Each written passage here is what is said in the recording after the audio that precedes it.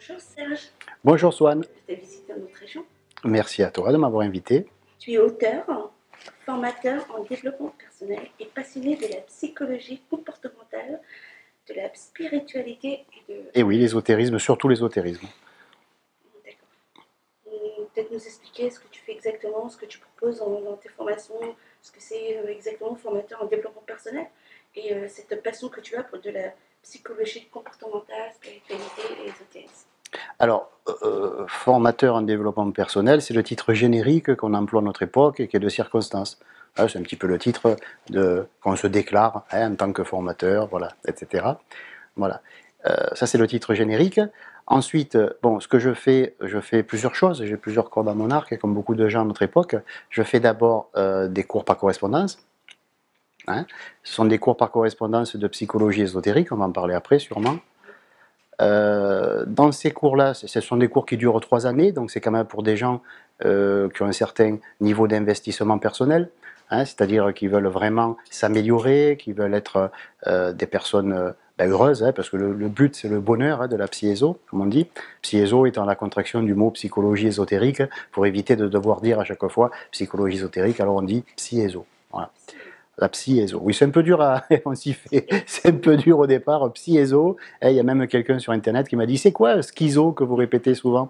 J'ai dit non, c'est pas schizo, c'est psy-éso. Voilà, donc c'est pas tout à fait, enfin, c'est un peu différent, voilà. Donc, dans mon travail, dans mon métier, parce que j'en ai fait mon métier depuis quelques années, d'abord, il y a cette formation à distance, puisque ce sont des cours par correspondance, et ça permet à des gens qui sont un peu de partout. Il y en a qui sont en Afrique, il y en a qui sont, j'en ai pas au Tibet pour l'instant, mais il y en a qui sont au Japon, qui sont dans les îles, voilà. Donc il y a un petit peu de partout, mais bien sûr, il faut parler français. Donc ce sont des endroits où soit les gens ont émigré, mais que ce sont des Français, soit alors des pays de langue française, voilà. Les pays d'outre-mer.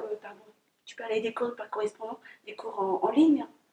Alors non, c'est pas vraiment en ligne. D'abord, ce sont des cours qui sont sous forme de PDF, que je compresse, je mets sur Internet, et les gens reçoivent un lien, ils le téléchargent.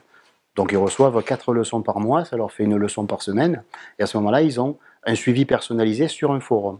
C'est-à-dire que non seulement ils étudient le contenu des cours, mais s'ils se posent des questions, et là tu peux me croire, ils s'en posent, parce que c'est du boulot, ce suivi personnalisé, ils vont sur un forum sur lequel ils sont inscrits, et ils peuvent poser toutes les questions en rapport avec les leçons évidemment, ou même éventuellement, s'ils ont un petit problème dans la vie de tous les jours, les aider à le régler, non pas le régler à leur place et pour eux, mais les aider à y voir clair, etc. Parce qu'en fait, la psy-éso, le but de cette psy-éso, ce n'est pas uniquement apprendre de l'ésotérisme ou des choses spirituelles, des choses de l'après-vie, etc. On ne s'occupe pas de ça. On part du principe en psy-éso qu'on est là sur Terre, c'est maintenant, et c'est maintenant qu'on a envie d'être heureux. Pas dans 20 ans, pas plus tard, pas après la mort, maintenant. Donc c'est un travail qui est, on va dire, de chaque instant pour ceux qui travaillent sur eux, et c'est un travail qui est pour l'immédiat, pour maintenant. Voilà. Donc ces personnes-là ont donc des cours, ils suivent ces cours, ils font des exercices pratiques, parce que l'intellect c'est bien beau. Bon, l'intellect, il faut un petit peu l'endormir, il faut un petit peu lui donner à manger, parce que l'intellect se pose beaucoup de questions. Tant qu'il se pose de questions, on ne peut pas se concentrer sur le vrai travail. Une fois qu'on lui a donné à manger, qu'il est repu, à ce moment-là, il se détend, il va faire la sieste, et là on peut vraiment travailler. C'est l'être en tant qu'être humain qui travaille, et c'est plus son intellect, etc., qui travaille. Voilà.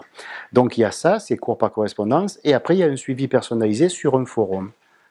Voilà. Et à travers ce forum, ils peuvent poser des questions, et je réponds à ces questions. Voilà. Et ma femme m'aide bien sûr sur ce forum. Voilà, ça c'est la partie cours par correspondance. À côté de ça, on fait des vidéos sur Internet, on en est à peu près à 260. Là, c'est un travail qui est totalement gratuit. C'est pour aider les gens à comprendre ce que c'est la psy-éso, la faire connaître. Après, ma femme et moi, nous sommes des thérapeutes. Nous avons une formation en thérapie, donc on est des thérapeutes, on est des psychothérapeutes plus exactement. Donc on peut éventuellement recevoir les gens dans notre cabinet. On soigne à deux, c'est le côté un petit peu original, on nous l'a déjà dit. Nous au début on n'avait pas fait attention, mais les gens nous ont dit, tiens c'est marrant, vous êtes les seules personnes que je connaisse et qui soignent à deux. Non pas le mari et la femme nécessairement, mais qui soignent à deux. Voilà. Donc on reçoit les gens, je m'occupe de la partie purement psychologique, j'explique aux personnes pourquoi elles ont un problème, de quelle façon il est arrivé, comment le désinstaller et comment s'en libérer. Et ma femme fait le travail énergétique sur le corps psychique, sur le corps physique, s'il y a lieu, etc. Donc un travail à deux. Voilà, ça c'est un aspect de mon travail. Et voilà, et je suis bon, donc auteur, j'ai écrit une douzaine de livres. En fait, pour l'instant, on n'a pas fait le format papier parce qu'au début, j'avais discuté avec quelqu'un qui disait que bon, avec le fait du papier, on est obligé d'utiliser les arbres, bien que maintenant il y a d'autres moyens. Mais bon, j'étais un petit peu contre ce truc d'abattre des arbres pour créer du papier, pour faire des livres. Bon, donc on a fait des livres numériques, ce qu'on appelle. Hein. Et là, je me suis fait éditer chez Amazon, sur Amazon, et Amazon a sorti le format numérique de 5 de mes ouvrages. Mais en fait, j'en ai écrit 12. Mais les 12 ne sont pas, les maquettes ne sont pas terminées, donc les 12 ne sont pas éditables, je dirais. Ils sont encore un format de travail. Donc en fait, sur 12, il n'y en a que 5. 5 qui sont au format numérique donc, uniquement. Les 7 autres, c'est en cours. Voilà. Disons que oui, comme on a beaucoup de travail, ma femme et moi, donc on a un petit peu du mal, j'ai un peu du mal à m'y remettre, mais disons que dans le futur, dans les 3-4 ans à venir, j'espère bien mettre aussi les 7 autres en édition. Et c'est vrai que les gens ont demandé du format papier parce qu'ils n'arrivent pas à se passer de ce format papier. Bon, je comprends, hein, d'avoir un livre dans sa bibliothèque, c'est sympa, auquel on peut se référer éventuellement, on le ressort, on le remet, et puis c'est décoratif, c'est joli, surtout c'est une belle couverture. On pourrait écrire mieux que celui qui a fait le bouquin, au cas où. Et j'ai vu que sur ces 5 ouvrages, corrige-moi si je me trompe, sur ces 5 ouvrages, il y a 3 essais et 2 romans. Voilà, il y a les deux, pourquoi? Parce que les essais, c'est vraiment quelque chose de... Ça peut être un peu froid aux yeux de certains qui ont besoin un petit peu de s'animer, de s'intéresser. Donc pour ceux qui aiment étudier, j'ai fait les essais, de manière à ce qu'il y ait vraiment la connaissance pure et dure, hein, sans fioriture. Et pour ceux qui aiment le style un petit peu aventureux, le style un petit peu qui ont besoin de se détendre en même temps qu'ils étudient, ben j'ai fait le style romancé. Donc bien sûr, les romans ne sont pas réels dans le sens, les acteurs, les protagonistes, on va dire, ne sont pas réels, bien sûr. Ce ne sont pas des histoires vraies, mais le contenu, ce dont il est question au fil de ces romans, tout est vrai. Tout est réel. Bien sûr, ce sont des lois et des principes du fonctionnement de l'esprit que je fais passer à travers un mode romancé parce qu'il m'a semblé que ça pouvait plaire à certains, et je pense qu'il faut écrire pour tout le monde, et non pas pour ceux qui aiment étudier d'une manière austère. Il faut aussi écrire pour ceux qui aiment bien se détendre. Et ma foi, c'est pas incompatible de se détendre et de s'instruire en même temps. La nouvelle initiation, alors la nouvelle initiation, c'est une manière d'expliquer aux gens de quelle façon ils peuvent, à partir d'éléments extérieurs, en faire une synthèse et s'initier eux-mêmes. Autrement dit, c'est plus une initiation qui passe par le biais de quelqu'un d'autre, il n'y a plus de tiers, c'est simplement la personne qui, à travers, on va dire, certains éléments, parce qu'on ne peut pas non plus se faire, on n'est pas des self-made men, hein, comme on dit, c'est à la mode, on ne peut pas se construire soi-même, c'est pas possible. Parce que celui qui ignore ne peut pas être celui qui s'enseigne lui-même, hein, ça me paraît évident. Donc, avec cette nouvelle initiation, je laisse passer l'idée que l'on peut, à travers des livres, des écrits, des échanges, des cafés-débats, des conférences, etc., des cours même, pourquoi pas, on peut se créer une espèce de synthèse personnelle qui soit complètement, comment on pourrait dire, qui puisse nous correspondre beaucoup mieux qu'un enseignement. Parce qu'une personne qui suit un enseignement, ben, elle suit l'enseignement. Et moi, je dis que ça serait bien que l'enseignement suive l'homme, et non plus l'homme l'enseignement. Alors, quant à mon troisième livre, qui se nomme Reporter de l'au-delà, l'idée est originale, c'est une personne, un simple électricien, hein, un ouvrier dans une entreprise d'électricité, qui un dimanche est arrivé en sursaut par son employeur et qui lui dit viens tout de suite, on a un problème sur un chantier, si est là, bon, il râle un petit peu, il quitte sa femme et ses enfants sans leur faire la bise, sans leur dire au revoir, il part comme un fou, paf, il passe sous un pont, il dérape et il se tue en voiture. Mais lui, il ne le sait pas. Et à partir de ce moment-là, il va mettre des jours, des mois, à réaliser comment on peut être mort et en être conscient. Parce que pour être conscient qu'on est mort, c'est pas possible. Hein, si on est mort, on n'est plus conscient, selon la terminologie ordinaire.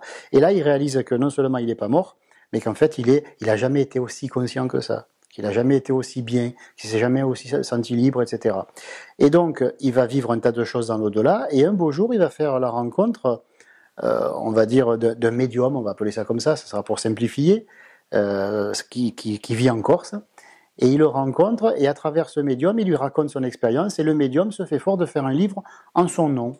Donc il fait un livre, mais la vedette, c'est ce Christian Balmain qui est mort, et qui veut expliquer ce que c'est l'après-vie, et surtout le phénomène le plus important qui est dans ce livre, où on fait apparaître le fait que de simples électriciens qui se croyaient être, en fait il s'aperçoit qu'il est toute chose, qu'il est uni à toute chose, qu'il n'y a aucune séparation entre les êtres, qu'il n'y a aucune séparation. Il rencontre même Gautama, le Bouddha, etc. Il discute avec lui. Bon, voilà, ça c'est dans les autres volets. Et c'est un livre qui a été fait en 3 volets. Donc le premier volet, c'est celui-là, Reporter de l'au-delà.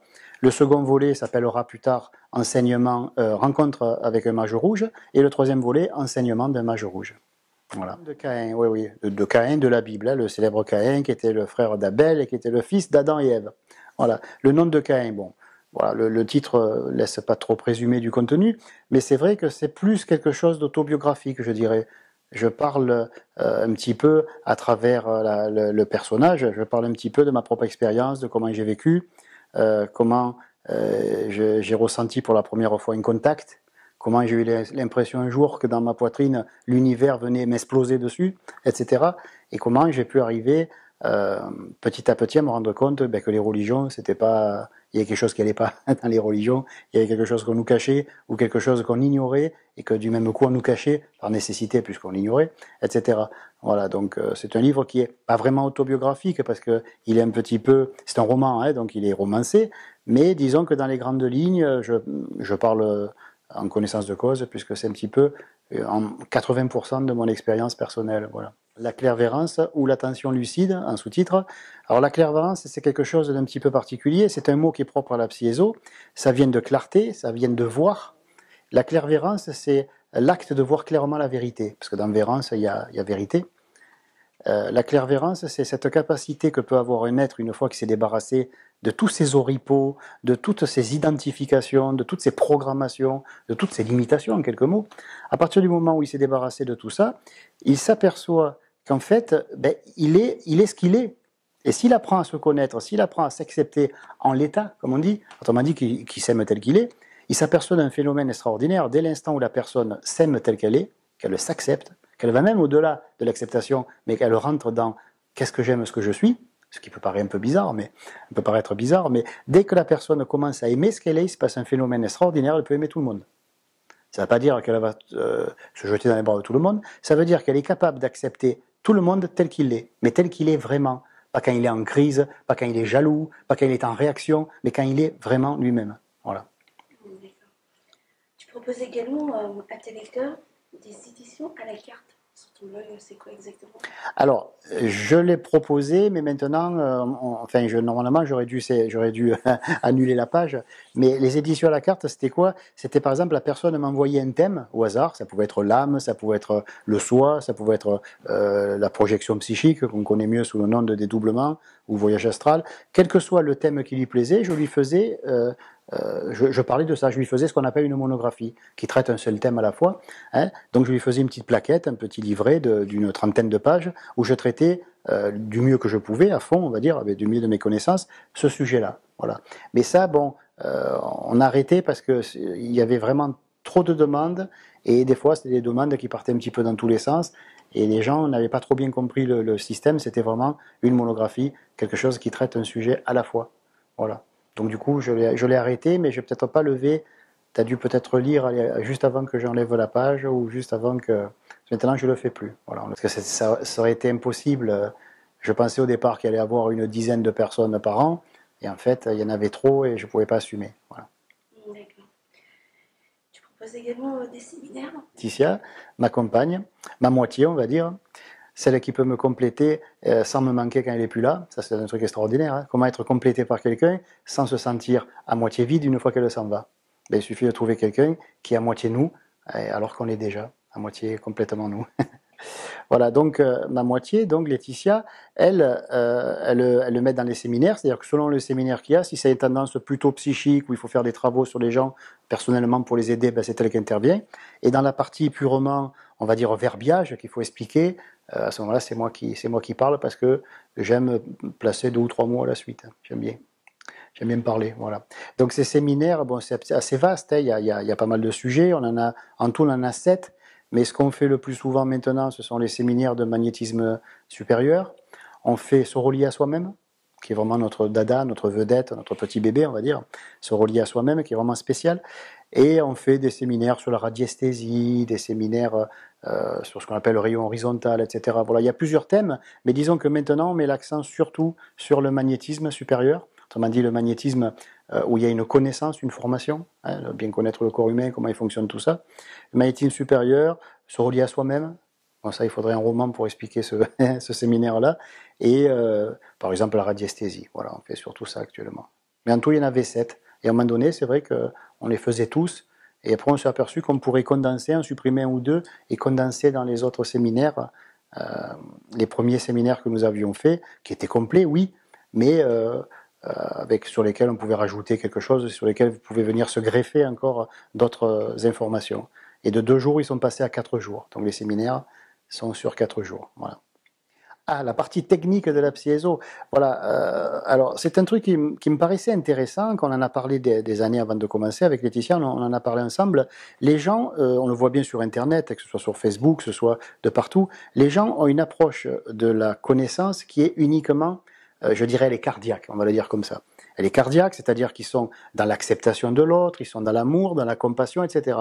Mais quelque part, c'est bien d'aimer les autres, mais si on ne les comprend pas, c'est bien d'aimer les autres, mais si on ne se connaît pas soi-même, si on ne comprend pas qui nous sommes, alors on se demande qui aime qui. Parce que si celui qui témoigne de l'amour ne sait pas qui il est, ne sait pas comment il fonctionne, et qui témoigne de l'amour à des gens sur lesquels il ne sait rien, qui ne les comprend pas, aimer c'est bien, aimer c'est un pis-aller quelque part. Quelqu'un est dans la souffrance, vous lui envoyez de l'amour, bon il se sent un peu mieux, mais ça ne règle pas ses problèmes. Dans la psiéso, on dit souvent pour s'amuser qu'on est des scientifiques de l'esprit, ou des techniciens de l'esprit, ou des mécaniciens de l'esprit, etc. Selon la personne que j'ai en face, j'arrange un petit peu la sauce. Mais en fait, mécanicien de l'esprit, c'est très bien. On explique aux gens comment fonctionne l'esprit. Quand une personne ne sait pas comment elle fonctionne, elle ne sait pas pourquoi il y arrive ce qui lui arrive. Elle subit sa vie, mais elle ne vit pas. Elle ne sait pas ce que sera le lendemain, elle ne sait pas si elle sera encore vivante, elle ne sait pas pourquoi elle est là, elle ne sait pas où elle va, elle ne sait pas d'où elle vient, elle sait que ses parents c'est un tel ou une telle parce qu'on leur a dit, mais il n'a pas assisté à sa naissance, celui qui apprend que ses parents c'est monsieur ou madame un tel. Donc il est obligé de faire confiance. Dès le départ, on ne sait pas, on ne sait rien. Donc la psyéso, la psychologie ésotérique, qui veut dire, si on traduit en français rapidement, ça veut dire l'étude de l'intériorité de l'âme. Hein, parce que psychologie c'est psyché logos, l'étude de l'âme. Et entre autres, le mot logos veut dire aussi étude, loi, étude, etc. Et on appelle ça, l'ésotérisme, c'est ésotérikos, le grec qui veut dire dedans, intérieur. En grec, ésotérikos, dedans, intérieur. Donc, quelqu'un qui étudie la psychologie ésotérique étudie la partie la plus intériorisée de l'être humain. C'est pas qu'il s'occupe pas de l'extérieur, c'est que pour un moment, il laisse l'extérieur, parce qu'il bougera pas, c'est bon. Une fois qu'on se lève tous les jours, l'arbre il est planté au même endroit, la voiture est garée au même endroit, la maison est toujours au même endroit. Donc on peut se donner quelques temps pour souffler, s'intérioriser, voir ce qu'on ressent, comprendre pourquoi on le ressent, savoir qui on est, où on va, d'où on vient. Et une fois qu'on a ces réponses, on est tranquille. Et là, on peut aborder la vie d'une manière dépassionnée, d'une manière, on va dire, confiante. Allez, voilà. Donc la psyéso, c'est vrai qu'elle est très technique, mais c'est 3 ans d'études, c'est pas toute une vie. On sacrifie 3 ans de sa vie, et je parle de sacrifice alors qu'en fait c'est un plaisir d'étudier la psyéso, mais on va dire, allez, au pire, on va dire que pendant 3 ans, on sacrifie 3 ans de notre vie à l'étude de qui nous sommes, comment nous fonctionnons, et surtout pourquoi. Parce que comment on fonctionne c'est une chose, mais pourquoi, c'en est une autre. Bon. Et une fois qu'on a appris ça, qu'on a compris, qu'on s'est appris, qu'on s'est compris, à ce moment-là, on peut aborder la vie. Et là, on sait qui vit, qui regarde, qui mange, qui boit. Alors qu'avant, on ne sait pas. On dit moi, mais c'est qui moi? Où commence moi, où finit moi? D'où il vient moi? Quel est le vrai nom de moi? Parce que moi, c'est pas un nom. Moi, c'est une expression populaire. Vous voyez? Voilà. Donc, ces choses-là sont importantes, à mon avis, parce qu'une fois qu'on a appris toutes ces choses-là, on peut être celui qui agit. Je sais qui je suis. Ben maintenant, je vais poser un acte. Et cet acte, il sera posé d'une manière intelligente, d'une manière pleinement consciente. Parce que je sais non seulement qui je suis, je sais ce que je vais faire, mais je sais ce que ça implique par ailleurs, ce que ça va donner comme résultat, etc., etc. Ça, c'est la psychologie ésotérique. Autrement dit, l'art de connaître les lois et les principes qui régissent le fonctionnement de l'esprit. Voilà. D'accord. En somme, c'est de moi pour aller à soi. Voilà, c'est-à-dire du moi qui est cette étiquette un petit peu extérieure, qui est un petit peu notre carte d'identité. Je m'appelle comme ça, je suis né à telle époque, mes parents s'appelaient comme ça, ou s'appellent toujours comme ça s'ils sont encore dans leur corps, comme on dit, ou encore en vie. Mais tout ça, ça veut rien dire, c'est rien. Le fait de savoir que, par exemple, qu'on est né en Suède, ça fait pas de nous, ça fait de nous un Suédois certes, mais ça fait pas de nous un homme heureux ou malheureux. Qui est né en Suède? Moi. Mais qui est moi? Ah oui, mais comment tu y vas? Je sais pas. Voilà, la seule réponse que peuvent faire les gens quand on dit mais qui es-tu? Ils vont dire, ben, je vais te parler de ce que je fais. Non, pas ce que tu fais, qui tu es. Et les gens ne savent pas qui ils sont. Et ne sachant pas qui ils sont, du coup, tout le reste est faussé. C'est comme si on faisait une partition et qu'on parte sur une fausse note et on la continue. Ben, tout est faussé. Il est très important de savoir qui nous sommes, où nous allons, d'où venons, etc. Voilà. On n'est pas obligé non plus de commencer par le commencement, par la fin. On n'est pas obligé de suivre des études pendant 25 ans. Mais il est important, il me semble, de savoir qui nous sommes. Parce que par ailleurs, sur Internet, je vois souvent des gens qui se réfèrent à ce texte qui était gravé sur le fronton du temple de Delphes, en Grèce, Niotis Eoton. En grec, bon, je le prononce à ma façon, Niotis Eoton, on l'a traduit par connais-toi toi-même. Et on va dire par induction, et tu connaîtras l'univers et les dieux. Bon, soi-disant. Bon, on n'a pas besoin de connaître l'univers et les dieux, mais une fois qu'on se connaît soi-même, on s'aperçoit que tout est relatif à soi-même. Même quand on écoute, c'est nous qui écoutons. Mais qui est nous? On ne sait pas. Quand on pose un jugement, c'est nous qui posons le jugement. Mais qui nous sommes? On ne sait pas. Voilà. Donc, si on peut dire aux gens, oh, il y a un dicton qui dit connais-toi toi-même et tu connaîtras l'univers et les dieux. Ok. Alors, j'ai envie de dire où commence l'étude? À quel moment quelqu'un propose une étude de soi? Est-ce qu'il y a des gens qui proposent l'étude de soi? Est-ce qu'il y a des gens qui proposent d'expliquer la conscience, d'expliquer l'esprit, d'expliquer, à part Franck, bien sûr. Voilà, Franck Athème. Mais bon, je veux dire par là que sans non plus faire des études pendant 25 ans, encore une fois, on peut au moins savoir quelle est la différence, je ne sais pas, entre la conscience et l'esprit, le mental, les émotions. Qu'est-ce qui produit des émotions? Est-ce que l'émotion arrive avant la pensée ou est-ce que la pensée précède l'émotion? Les gens ne savent pas. En quoi le fait de changer ma pensée va changer mon vécu? Et si oui, je veux savoir pourquoi. Mais les gens ne se posent pas de questions. Et comme ils ne se posent pas de questions, pourquoi veux-tu qu'ils reçoivent des réponses de la vie? Ils ne reçoivent aucune réponse de la vie. Donc du coup, ils sont coupés de la vie. La vie a l'impression de les bouder. Ils ont l'impression que la vie les boude. Mais la vie ne les boude pas. La vie ne peut que répondre à un questionnement. Si ce questionnement est absent, il y a absence de réponse parce qu'il y a absence de questionnement, tout simplement. Alors, avant de parler de constat, de conclusion, en tout premier lieu, ça a été un choc pour moi. Quand j'étais jeune et qu'on me parlait de quelqu'un, je voulais tout connaître de lui. Parce que ça m'intéressait ce qu'il disait. Mais je voulais savoir qui parle, qui instruit, toujours qui. Hein, je voulais mettre cette question, je la mettais avant tout verbe, avant tout adjectif. Je veux savoir qui me parle, qui est cela qui me parle, ou la personne, etc. Bon. Et la première chose qui m'a choqué quand j'ai étudié tous ces grands êtres du passé, je ne parle pas des très très grands maîtres, mais je parle des gens connus, des gens qui ont marqué l'histoire de l'ésotérisme ou de la spiritualité, je me suis aperçu en étudiant, ce n'est pas un jugement, c'est un simple constat que peut faire n'importe qui. Hein, il ne s'agit pas de me croire sur parole, il suffit de constater et c'est tout. Ces gens-là avaient une vie qui était des fois pauvre, si ce n'est inexistante. Ils n'avaient pas de vie de famille, ils n'avaient pas de réussite sociale. Sous prétexte qu'ils étaient mystiques, il fallait qu'ils soient pauvres. Il y avait une espèce d'association d'idées comme ça, très morbide. Je suis quelqu'un de spirituel, donc je n'ai pas besoin d'argent. Bien sûr, personne n'a besoin d'argent. Mais tout le monde en a l'utilité. Ce sont deux choses différentes. Si j'ai pas d'argent, je ne peux pas l'utiliser. Si je l'utilise pas, j'ai rien. Mais de là à dépendre de l'argent, c'est un autre souci, c'est un autre débat. Donc voilà, on en a l'utilité, on n'en a pas le besoin. C'est pas un besoin, l'argent. Bon. Et donc, ce qui m'avait choqué, j'étais jeune, j'avais entre 15 et 16 ans, j'ai dit, mais qu'est-ce qu'il arrive à ces gens-là? Pourquoi ils sont pauvres? Pourquoi ils ont divorcé 4-5 fois? Pourquoi l'autre a fini de vivre seul? Et pourquoi surtout on est arrivé à se trahir lui-même en disant, je n'ai plus besoin de femmes? Alors qu'en fait, on s'aperçoit quand on lit les biographies, on s'aperçoit qu'ils avaient peur des femmes. Pourquoi ils auraient peur des femmes? Quel a été leur vécu? Comment les a élevés leur maman? Est-ce que leur maman les aimait? Est-ce que leur maman les a battus? Que sais-je? Bon, ça m'intéressait, ça me passionnait. Et je me suis aperçu que ces gens-là avaient une connaissance, mais extraordinaire, bien sûr. Il n'y a pas question de remettre en cause de la connaissance des maîtres du passé. Mais à côté de ça, le côté humain, on aurait dit que c'était un choix. Ou je suis un initié, alors je rate ma vie socio-professionnelle, par exemple, hein, pour dire des mots d'aujourd'hui, ou alors je réussis ma vie socio-professionnelle, mais je ne suis pas un initié. Comme si les deux étaient incompatibles. Et ça m'a choqué. Et donc j'ai voulu en savoir plus. Donc j'ai lu beaucoup de livres, j'ai lu 2000 livres à peu près, en quelques années, et j'étais jeune et j'adorais ça, et puis j'avais le temps, la vie a fait que j'avais le temps de lire, alors j'ai lu, et je dévorais ces ouvrages, et ça me manquait, et je me suis dit, mais il faut aller plus loin. Donc j'ai essayé des ordres initiatiques, je suis rentré dans un ordre initiatique, j'y suis resté pendant 20 ans, mais il manquait encore quelque chose. J'ai étudié les religions comparées, ça me passionnait. Je me disais, merde, mais il y a un tronc commun entre toutes les religions. Pourquoi cette religion dit ça, l'autre dit ça? Et on dirait qu'elles ont puisé au même endroit, mais qu'elles n'ont pas réussi à parler de la même chose. Comment peut-on puiser au même endroit et ensuite en parler d'une manière différente. Donc il y avait quelque chose qui faisait différer.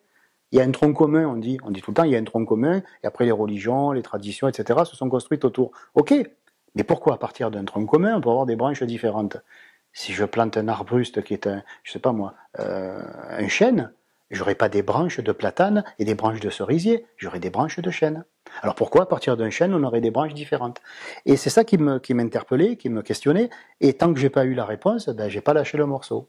Et je me suis aperçu qu'en fait, en effet, il y avait une connaissance de base, il y avait une très ancienne connaissance que j'ai rencontrée quand j'avais une vingtaine d'années, que j'appelle la voie de la sida, que je nomme, voilà, voilà, la voie de la sida. Et en fait, pour moi, je me suis rendu compte que des gens comme le Maître Jésus, des gens comme Gautama, le Bouddha, le Sakyamuni, tous ces gens-là étaient soit vivants en Orient, pardon, soit étaient passés par l'Orient et avaient suivi cette voie de la sida qui apparemment était celle de tous les maîtres et tous les grands maîtres. Tous les êtres du passé qui avaient poussé le plus loin possible la connaissance, ils avaient eu accès à ce qu'on appelle la voie de la sida. Alors bien sûr, avec les siècles, ça s'appelait différemment, selon les latitudes, selon les traditions, etc.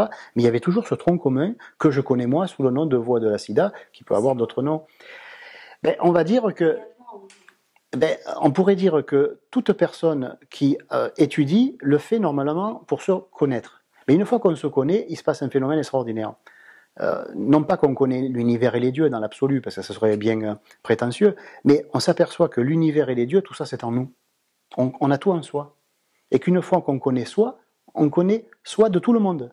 Même si c'est pas français, je ne vais pas le dire autrement. On connaît soi, il n'y a qu'un seul soi, il n'y a qu'une seule conscience qui est partagée simultanément par tous les corps. C'est ça qu'enseigne la voie de la sida. Et une fois qu'on sait ça, on se dit, mais bon sang, mais c'est bien sûr. S'il n'y a qu'une seule conscience, qu'elle est partagée en simultané, il n'y a pas de temps, il n'y a pas d'espace, elle est partagée en simultané par tous les corps.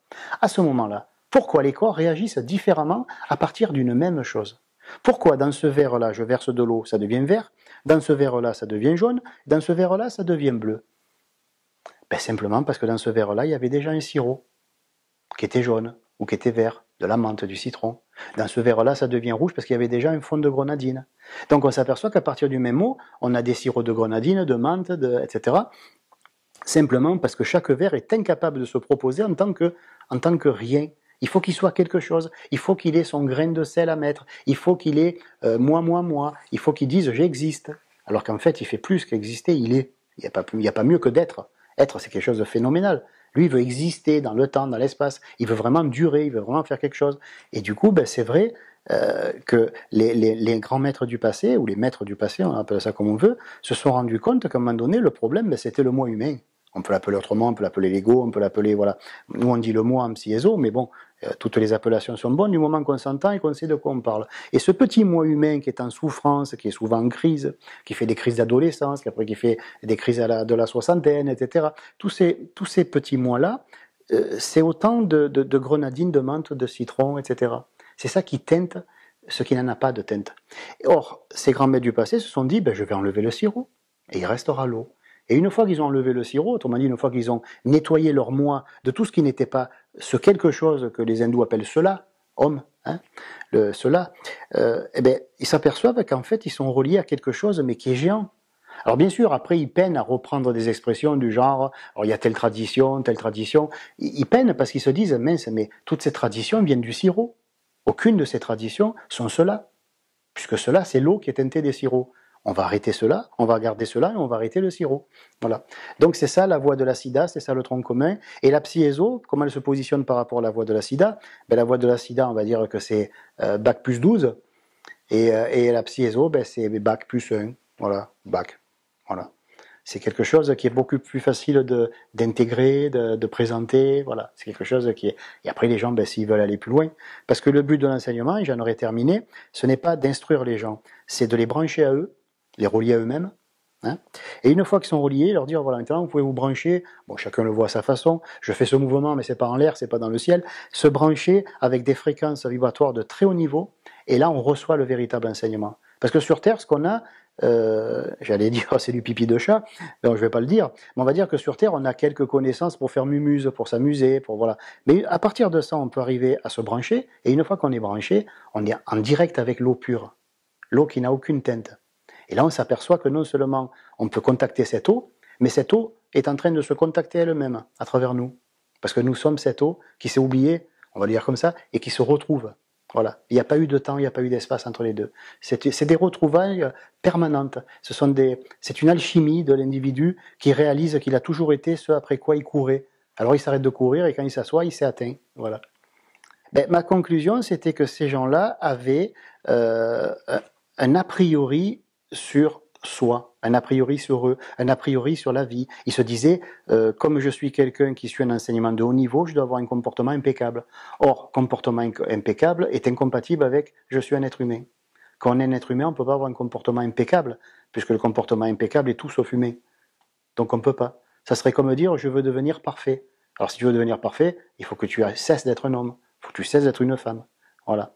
Donc c'est ça qu'ils n'avaient pas réussi à atteindre. Ils avaient atteint de très hauts sommets de connaissances, de perfectionnement, même du soi, mais au niveau humain, ben, il y avait quelque chose qui restait là et qui les alourdissait.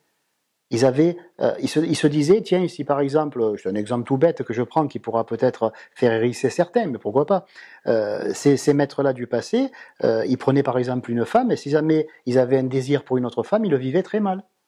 Mais vraiment très mal. Ils se remettaient en cause. Ils remettaient en cause tous leurs acquis parce qu'ils avaient jeté un regard concupissant sur une autre femme. Et moi j'ai envie de dire, mais ils étaient des humains avant tout.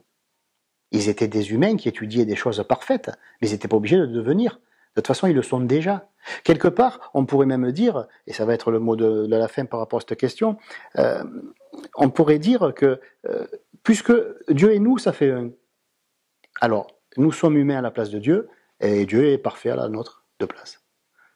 Et comme ça, les vaches sont bien gardées. J'ai eu le temps, 20 ans, d'éplucher oui, tout ce qui existe, oui. Mais chaque fois, je trouvais qu'il manquait quelque chose. Je ne dis pas que c'était pas bien. Je dis que moi, il me manquait quelque chose. Et ce qui me manquait, bien évidemment, c'était moi. Mais moi, avec quand même majuscule, on va le dire. Ce qui manquait à cette connaissance, c'était soi. Chacun parlait de soi, mais personne ne devenait soi. Chacun parlait de niveau à atteindre, et apparemment, personne ne l'atteignait. Parce que pour moi, le plus haut niveau, c'est le plus bas. Le divin, on ne le trouve pas en montant en fréquence, on le trouve en descendant sous terre. C'est le fameux vitriol, je ne sais pas si tu connais, hein. En latin, vitriol, les lettres vitriol, visite l'intérieur de la terre, et en rectifiant, tu trouveras la pierre sacrée. Voilà. Voilà. Et je pensais que c'était extraordinaire, le mot latin, rectificando, les gens disent, ils le traduisent par rectifier. En fait, c'est se retourner. Si on se retourne, tandis qu'on regarde Dieu, qui on voit? L'homme. Et du coup, on voit ce que Dieu regarde. Parce que tandis qu'on regarde Dieu, Dieu nous regarde. Et tandis qu'on veut aller vers Dieu, Dieu dit merde, je voulais venir vers toi. C'est couillon ce qui nous arrive. Alors si tu viens vers moi, ben, je t'accepte. Mais moi, je suis en train de descendre vers toi. Et tu me veux pas. Tu me veux pas sur terre. Parce que tu penses que le temple, il est impur. Tu penses que tu n'es pas digne de moi. Alors tant que tu penseras ça, en effet, tu ne seras pas digne de moi parce que tu vis ce que tu penses. Voilà, l'être humain devait changer cette pensée. Et dès l'instant où on se dit, mais c'est vrai, pourquoi je vais monter vers Dieu? Dieu est déjà moi à ma place dans le ciel. Allez, on va le dire en termes simples. Alors moi, je suis Dieu à sa place sur terre. Et c'est ça qui est extraordinaire. L'homme reste l'homme, la femme reste la femme, et c'est pour ça qu'ils sont un couple uni, parce que personne ne veut aller prendre la place de l'autre, personne ne va à la rencontre de l'autre, les deux sont déjà rencontrés, les deux sont déjà unis. Hein, comme dirait peut-être Franck, dans un aimant, il y a le plus, il y a le moins, on ne voit pas le plus aller vers le moins alors que c'est le même aimant. Ils sont déjà en train de s'aimer et de se respecter, d'être à équidistance, ils ne bougent pas. Voilà. Donc, là, c'est la même façon. Il faut qu'on soit les représentants de Dieu sur terre, et eux, lui, il nous représente dans le ciel, on va dire. Voilà. Tout ça pour dire que l'être humain, il faut qu'il arrête avec ses idées de perfection, ses idées d'amour universel. Comme il est dit des fois dans la Bible, si tu n'y arrives pas à aimer ce voisin qui est à côté de toi et que tu vois tous les jours, comment veux-tu arriver à aimer le Père qui est dans les cieux et que tu ne vois jamais? Bon, mais ça, je trouve que c'est très beau, c'est très poétique, mais ça a un sens. C'est vrai que si nous n'arrivons pas à aimer tout le monde, alors commençons par aimer la personne qui nous est la plus proche, ben nous-mêmes. Et après, à partir de soi, irradier vers l'extérieur et se dire, bon, mais je vais essayer d'aimer ma femme, mes enfants, peut-être mon père et ma mère, si je leur en veux pas trop, pour le mal qu'ils m'ont fait, croyant me faire du bien, etc. Et petit à petit, on élargit, on élargit. Mais si on part en disant, c'est l'amour universel, on a déjà atteint le bout, ben, on n'a plus qu'à revenir. Et à la fin, on finira tout seul, alors. Voilà. La Kundalini, c'est l'énergie résiduelle du Saint-Esprit. Alors, comment on peut dire ça? Quelle est la différence entre l'eau tiède et l'eau chaude? Ben, c'est de l'eau, mais une est tiède et l'autre est chaude. On va dire qu'il y en a une des deux qui est un peu refroidie entre-temps. Hein, parce qu'elle a été un peu laissée de côté, donc elle a refroidi. Et bien, pour la Kundalini, c'est la même chose. Il n'y a pas deux choses différentes. Le Saint-Esprit, qui est, on va dire, il n'est pas dans le ciel, mais le Saint-Esprit qui est d'une manière, il est, j'allais dire explosé, il est réparti, il est infusé, il est comme ça dans l'air autour de nous, dans le cosmos, on va dire. Et la Kundalini, par contre, elle est dans notre sacrum. Elle est enroulée en 3 tours et demi, comme ça, dans le sacrum. Et cette énergie-là, elle est là pour nous purifier. Les gens essayent de me faire monter la Kundalini pour s'illuminer. Ce qui est aberrant, parce que s'ils arrivaient à être illuminés en étant impurs tels qu'ils le sont, autrement dit en étant tout sauf ce quelque chose qu'elle va révéler la Kundalini, ben ça serait une catastrophe. Or la Kundalini, elle est plus sage que nous, et elle est à notre place, qu'elle monte. Et elle ne fait pas que monter d'une manière géographique, elle ne fait pas que monter du bas vers le haut, elle monte surtout en fréquence. Et dès l'instant où la Kundalini monte en fréquence, elle nettoie, elle purifie notre organisme, elle purifie nos nadis, et elle fait en sorte que notre corps psychique devienne capable de recevoir une fréquence de très haut niveau. Parce que si l'énergie du Saint-Esprit, la langue de feu sur les apôtres dans la Bible, si le Saint-Esprit descend en nous tel que nous sommes en l'état au départ, ben il crame tout. C'est normal. Ou au pire, on ne va pas en profiter parce qu'on vibrera vraiment trop bas et lui vraiment trop haut. Donc la Kundalini, elle a pour rôle de nous purifier, de nous nettoyer, de lever tout ce qu'on appelle les samskaras en sanskrit, autrement dit toutes les impuretés, tous les résidus de pensée qu'on a abandonnés. On avait une idée, on l'a laissée de côté, après on en avait une autre, on est passé à une autre. Et en fait, on a un tas dans nos cellules comme ça, au niveau énergétique, on a un tas de résidus. Notre corps est une véritable poubelle qui est construite à partir de pensées qui ont été terminées, quelques-unes, mais surtout de pensées inachevées, de buts qui n'ont pas été atteints, etc. Donc ce sont comme si on changeait d'avis. Ce sont des résidus karmiques, ce qu'on appelle, ou des samskaras. La Kundalini qui va monter, qui va nettoyer tout ça, de manière à ce que le canal soit lisse et vide. Pourquoi? Si descend le Saint-Esprit là-dedans, ça ne va pas frotter sur des particules, ça ne va pas s'échauffer, et ça ne va pas nous brûler. Voilà. Donc cette Kundalini, elle n'a jamais été faite pour nous illuminer. Elle est faite pour nous nettoyer. Et une fois qu'elle est vraiment montée en fréquence et qu'elle a purifié le corps, l'organisme, les nadis, les circuits, etc., à ce moment-là, le Saint-Esprit peut descendre. Voilà. Là, je parle de choses que je connais, que j'ai expérimentées, bien sûr. Parce que des fois, on me dit, vous êtes technique, mais vous ne parlez pas de vos expériences. Et bien sûr, puisque mon but est de parler de la technique et pas de moi. C'est pas moi la vedette, c'est la technique. Je suis là pour parler de ce que j'ai appris, de ce que j'ai vécu, bien sûr, parce que je ne vais pas en parler alors que je ne l'ai pas vécu, mais le but n'est pas de me mettre en vedette, le but c'est de mettre en vedette une connaissance qui me paraît extraordinaire, que j'admire, que j'aime, depuis 35 ans maintenant. Voilà. Il y a 3 feux dans le corps, il n'y a pas qu'un seul feu, il y a un feu électrique, un feu froid, etc. Mais je ne vais pas le dire comme ça, parce que c'est l'ancienne formulation. Je vais dire qu'il y a le feu gastrique, autrement dit une énergie qui permet au système gastrique de fonctionner. D'accord ? Bon, c'est celle-là que des fois les gens, en voulant élever la Kundalini, ils élèvent. Et ça leur brûle, ça peut brûler d'ailleurs la structure qui est très fragile du cerveau, et ça peut brûler les nerfs.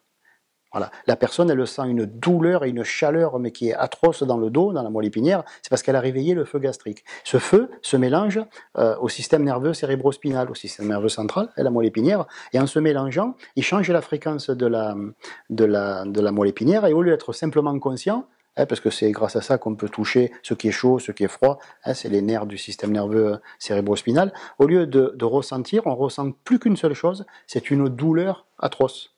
Et ça peut durer comme ça des jours. Bon, c'est supportable parce qu'on n'en meurt pas, mais c'est très très douloureux. Et les gens qui disent « moi ça m'a brûlé la Kundalini », c'est qu'ils se sont trompés de feu, ils ont fait des exercices, ils ont fait n'importe quoi, sans être suivis par un professeur ou par n'importe quoi, un prof de yoga, n'importe quoi, et quelqu'un qui s'y connaît, qui sait ce qu'il fait.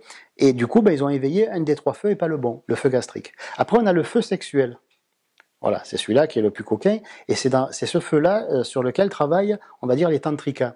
Laetitia et moi sommes des tantrikas, donc on sait de quoi on parle aussi. C'est un feu que l'on peut activer sous certaines conditions, et c'est vrai qu'on n'est pas obligé, on peut continuer à aimer les femmes si on est un homme, on peut continuer à aimer les hommes si on est une femme, c'est pas là le débat. Mais disons qu'on n'est pas obligé non plus de faire ça 10 fois par jour, comme des animaux, être toujours avec la langue qui pend, la bave aux lèvres, voilà. Ce que je veux dire, c'est que les gens à notre époque se servent de ce feu pour se changer les idées. Ils vont faire l'amour comme d'autres aller au cinéma. Ou jouer aux boules, voilà. Donc eux, ils font l'amour, ils essayent de s'étourdir, et quelque part, c'est vrai que ce feu-là, quand il se mélange à la moelle épinière aussi, à l'énergie de la moelle épinière, à ce moment-là, ça peut donner l'impression, justement, qu'on est plus fort, qu'on est devenu viril, si on est un homme, ou qu'on est au-dessus de plein de choses si on est une femme, etc. C'est pas dangereux, mais le problème, c'est que ça va créer des désordres au niveau du fonctionnement, comment on appelle ça, déjà, c'est un mot qui m'a toujours fait rire, Voilà, la libido. C'est un nom qui m'a toujours fait marrer, et du coup, comme je me marre, après, je n'arrive pas à le retenir. Voilà, la libido. Ça peut agir au niveau de la libido. Alors qu'au départ, les tantrikas, ils n'élèvent pas l'ensemble du feu sexuel, ils en prenaient une petite partie, et cette petite partie, ils la transmutaient, c'est-à-dire qu'ils la faisaient monter en fréquence. C'était des véritables alchimistes, et en faisant monter en fréquence, ils pouvaient stimuler l'activité d'une glande importante qui est dans le cerveau, qu'on appelle la glande pituitaire ou l'hypophyse. Voilà. Donc l'hypophyse se mettait à fonctionner de 2 à 3 fois plus, ce qui est déjà énorme. C'est comme si par exemple ton intelligence, tu la multiplies par 2 ou par 3, et toutes les capacités qui vont avec. Parce que cette glande est très importante, c'est le chef d'orchestre de toutes les autres glandes endocrines, etc. Donc c'est une connaissance qui est très pointue. Là je résume, je ne veux pas faire trop technique, mais c'est une connaissance qui nécessite 1 an et demi d'études, rien que pour ça. Donc voilà, il faut savoir, voilà, c'est dans la vie, il faut savoir si on veut mettre le temps d'apprendre ou faire n'importe quoi. Et après, il y a le troisième feu, qui est le feu de la Kundalini, qui lui sert à purifier. Voilà. Donc c'est comme si on disait que ce feu va nous repolariser. La Kundalini, elle fait quoi finalement? Imaginons, je vais donner un exemple, imaginons qu'une énergie veut rentrer en nous. Mais pour rentrer, il faut qu'il y ait la bonne polarité. Il faut que cette énergie ait une polarité et que notre corps psychique ait une polarité inverse, mais complémentaire. Par exemple, elle le plus, là ici moins, et les deux vont s'attirer. Bon. Mais si la Kundalini n'a pas nettoyé le corps, il n'a pas la bonne polarité psychique, parce qu'on a 3 niveaux de polarité, physiologique, psychique et spirituelle. Donc au niveau psychique, il est très important que notre âme, notre corps psychique ait la bonne polarité. Si elle n'a pas la bonne polarité, l'énergie du Saint-Esprit ne peut pas descendre. Et si on force ça, parce qu'il y a encore des exercices secrets, soi-disant, comme m'a parlé une personne un jour, j'ai eu les cheveux qui se sont hérissés, il avait appris une technique, soi-disant, enfin, je le crois, parce que bon, ça avait l'air de tenir la route, pour faire descendre de force le Saint-Esprit. J'ai dit, si tu veux mourir, vas-y, il n'y a pas de souci. On te retrouvera sur le paillasson un petit tas de cendres, quoi, parce que tu vas te faire cramer, tu vas pas être illuminé. Voilà, parce que c'est pas fait comme ça. Quand on fait une chose, on s'y prépare. Voilà. Pourquoi certaines femmes, par exemple, même si ça a l'air de ne pas être en relation, c'est en relation, au moins avec le feu sexuel, pourquoi certaines femmes sont déçues après avoir fait l'amour la première fois de leur vie? Parce qu'elles ne se sont pas préparées. Mais comment veux-tu qu'elles se préparent? Personne ne leur a appris qu'il y avait la possibilité de se préparer. Alors du coup, elles n'ont pas demandé, parce qu'elles ne savaient pas qu'il y avait quelque chose à savoir. Voilà. Donc il y a toute une espèce d'enchaînement de cause à effet, de cercle vicieux autogène, comme on dit en psy-éso, qui fait que la personne, ne sachant pas qu'elle peut apprendre, elle ne demande pas à apprendre. Parce qu'elle ne sait pas qu'elle peut demander et elle ne sait pas qu'elle peut recevoir une réponse. Il n'y a pas de circulation comme ça. Et il y a de moins d'échanges entre les gens actuellement. Les gens savent, le gardent pour eux, et disent aux gens, il faut aimer ton prochain. Moi, quand j'entendais ça, quand j'étais jeune, je disais, pourquoi? Il faut l'aimer, oui, mais s'il n'est pas aimable. Autrement dit, s'il n'est pas digne de mon amour, qu'il n'est pas aimable. Ah oui, mais il faut l'aimer quand même. Oui, mais c'est pas rendre service. Si j'aime quelqu'un qui se comporte comme un véritable cochon, je cautionne non seulement sa cochonnerie, mais je l'encourage à continuer à être un cochon, puisque je lui montre que j'aime ce qu'il est. Donc il y a une différence entre aimer l'être tel qu'il est, dans son état d'être conscient, et ce qu'il produit en tant que petit moi ou ego, etc. Donc c'est ça qu'il faut aimer. C'est bien beau de dire aux gens, vous devez aimer votre prochain. Oui, à condition que mon prochain soit mon prochain. C'est-à-dire moi, la prochaine fois. Moi, autrement. Mais toujours moi, toujours comme moi. C'est-à-dire qu'il fait un effort pour être aimable. Alors il est digne de mon amour, etc. Mais s'il ne fait pas d'effort pour être aimable, et quel est l'effort à faire pour être aimable? C'est plutôt un anti-effort. Il faut cesser de faire. Il faut cesser de vouloir être. Nous sommes déjà. On est déjà terminé. On vient sur Terre, on est déjà fini, entre guillemets. Autrement dit, on est parfait tel que nous sommes. Et on essaye de s'ajouter des choses, de se retrancher des choses, alors que tout va bien. On est unique. On ne peut pas être comparé. L'unique ne peut pas être comparé. Parce qu'il n'y a rien d'autre à comparer puisqu'il est unique. Donc du coup, on nous a appris qu'il fallait être comme notre prochain, qu'il fallait aimer notre prochain, qu'il fallait faire ceci, qu'il fallait faire cela. Et on est complètement paumé. Arrivé à 18 ans, les jeunes maintenant, ou 20 ans, ils sont complètement paumés, les pauvres. C'est pas de leur faute. On leur a dit, il faut pas, et ils suivent des il faut pas, sans savoir pourquoi, sans savoir l'historique du il faut pas, d'où ça vient, qui a lancé cette idée, d'où lui-même il a pris. Alors on demande des références, mais ça c'est un piège.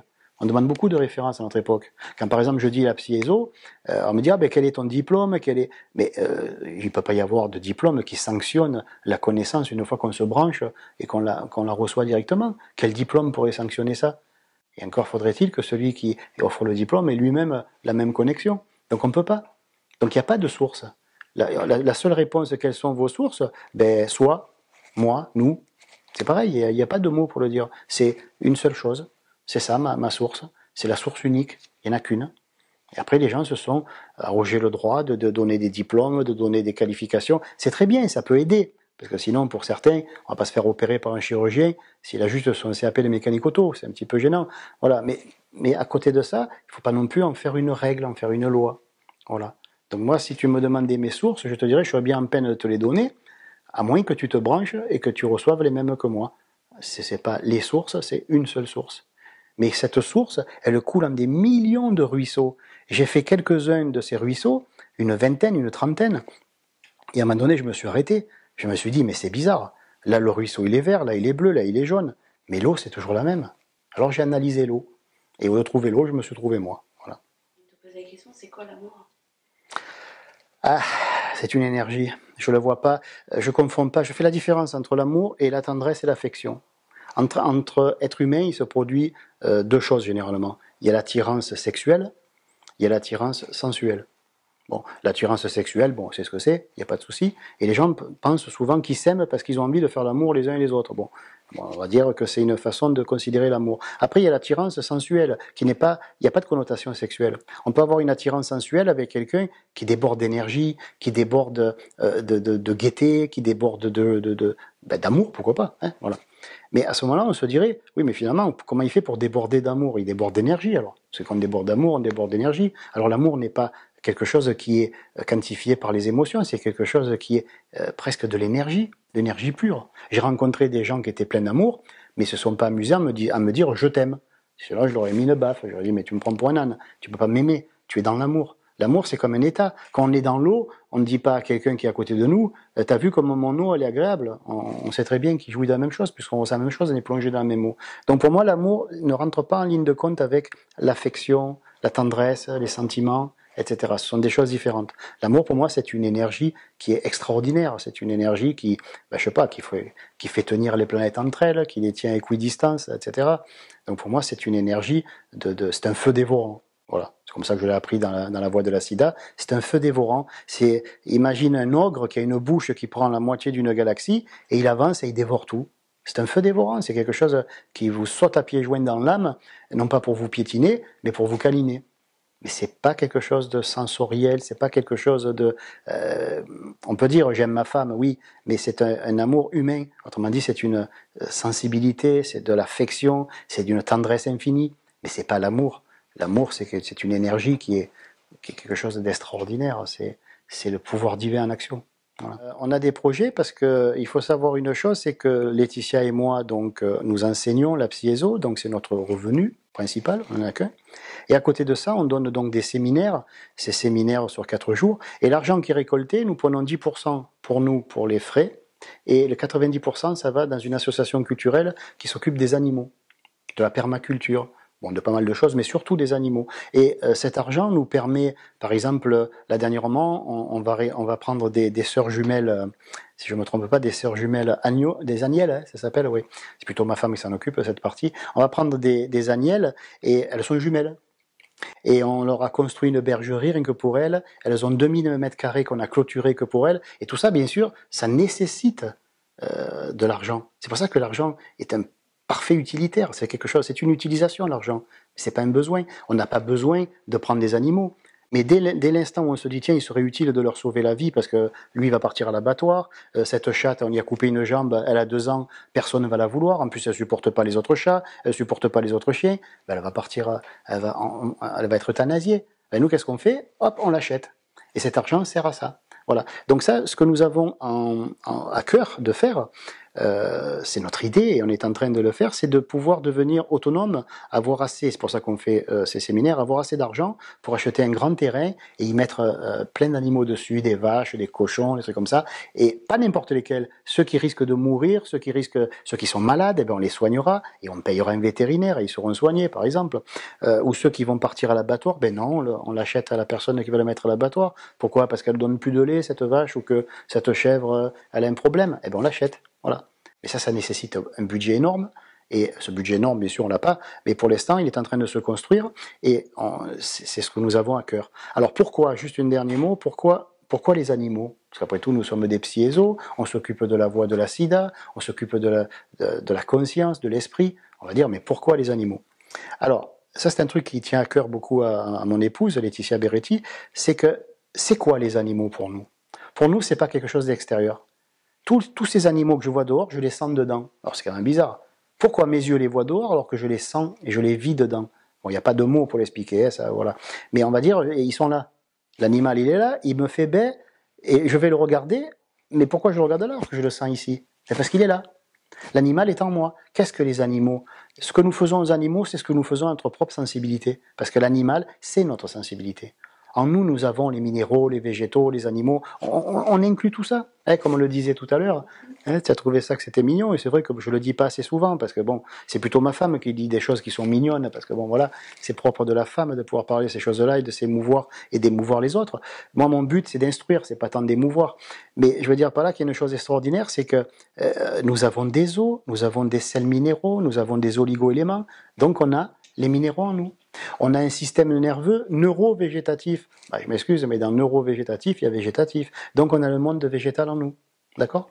Et on a des émotions, on a une âme, anima, hein, quelque chose d'animal, on a quelque chose qui nous anime, hein, parce que c'est ça l'âme, hein, ce qui nous anime. Et qu'est-ce qui nous anime? Nos pensées et nos émotions. Or, si les pensées sont typiques de l'homme, l'émotion est partagée dans une large partie par l'animal et les hommes, mais surtout l'animal.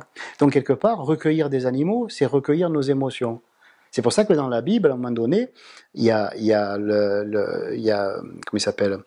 Quand Caïn et Abel viennent faire des offrandes, hein, on en a parlé aussi tout à l'heure, Caïn il cultive les champs. Caïn, c'est celui qui sème des graines, etc.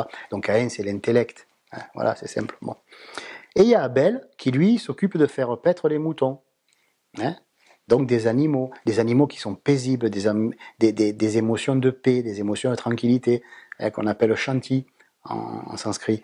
Bon, et on dit qu'à chaque fois que Caïn et Abel vont voir le Seigneur, qui représente la conscience, hein, c'est symbolique la Bible, et donc cette conscience qui est le Seigneur, qui est au-dessus de tout, et on dit que chaque fois que Caïn vient, ben, le Seigneur il boude un petit peu, hein, mais il agrée automatiquement les offrandes de Abel. Pourquoi? Parce qu'Abel représente cette sensibilité. Ça veut dire quoi? Ça veut dire que notre conscience appuie plus volontiers sur ce qu'on ressent que sur ce qu'on pense. Parce que Caïn n'est pas quelqu'un qui sème dans les champs. C'est les champs de la conscience, c'est le champ du mental. Donc Caïn représente l'intellect.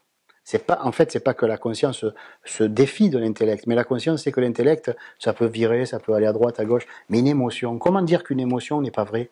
Comment dire une émotion qui nous terrasse? Comment dire qu'on n'a pas été terrassé alors qu'on est par terre tout tremblant? Donc on est obligé de se fier à ce qu'on ressent, beaucoup moins qu'à ce qu'on pense. C'est pour ça que c'est pas que le Seigneur, qui n'est pas Dieu bien sûr, c'est un symbole, le Seigneur, c'est-à-dire notre conscience, qui est souverain grand maître de notre vie, la conscience, elle préfère s'appuyer normalement sur ce qu'elle ressent et pas sur ce qu'elle pense. Parce que les pensées vont et viennent, tandis que les émotions sont véritables. C'est le blog Vivre Livre. Alors c'est HTTPS, je crois, bon ça je me rappelle jamais, www. Bon là où c'est intéressant, c'est thebefore.vivre livre. Alors The Before, ça s'écrit THE-B4.fr, Vivre Livre. Voilà. Et enfin, avant de te donner le mot de la fin, quel est ton livre? C'est le livre de ma propre vie, c'est moi. C'est quand j'ai commencé à me lire, au lieu de lire à l'extérieur, j'ai lu à l'intérieur, et là j'ai été touché, j'ai été même renversé, parce que j'ai compris, parce que j'ai vu, parce que j'ai appris. Et je souhaite à tous les vidéo-auditeurs de lire le plus beau livre qu'ils puissent lire, c'est eux. Et là ils seront touchés, parce que lire les autres c'est bien, c'est intéressant, mais c'est les autres. Mais se lire soi, c'est renversant, ben, qu'ils soient renversés. Ça me ferait plaisir, c'est pas personnel, c'est pas pour moi, ça me ferait plaisir que les gens réapprennent parce qu'ils sont vraiment dans une dynamique d'assistanat. En France, on est dans une dynamique d'assistanat. On nous dit ça, alors c'est ça. Oh, lui, il a dit l'inverse, oh, je sais plus quoi croire. Ben, ne croyez plus. Soyez celui qui sait. Et pour savoir, il faut apprendre. Les gens ne veulent pas apprendre. Ils veulent pas se donner la peine de comprendre. Alors moi, j'aimerais que les gens, et surtout les jeunes, parce que c'est quand même notre futur, les jeunes, hein, parce que nous, on va tous partir, hein, et un jour, il y aura les jeunes qui seront là et qui auront notre âge, et qui feront la nouvelle société. J'aimerais que les jeunes réapprennent à aimer l'étude. Mais pas l'étude extérieure, parce qu'on leur a farci la tête pendant des années de connaissances plus ou moins utiles, plus ou moins intéressantes, je dirais. Mais c'est pas une critique, mais c'est un simple constat, parce que bon, on voit bien que les jeunes qu'on base plus 2, plus 3, plus 4, plus 5, bon, après qu'on leur dit qu'est-ce que tu as appris, qu'est-ce que tu vas faire, ils savent pas. Ils ne savent pas pourquoi, parce qu'on leur a appris des choses. On ne leur a pas appris à se connaître. S'ils avaient appris à se connaître, ils sauraient instantanément quoi faire, parce qu'ils sauraient instantanément quoi être. Et une fois qu'on essaye de faire avant d'être, ça ne peut pas marcher. On ne peut pas mettre la charrue avant les bœufs, elle vient après. Donc si on veut savoir quoi faire, il faut savoir qui nous sommes vraiment. D'abord se connaître soi. Et une fois qu'on sait qui on est, alors on sait ce qu'il nous reste à faire. C'est moi.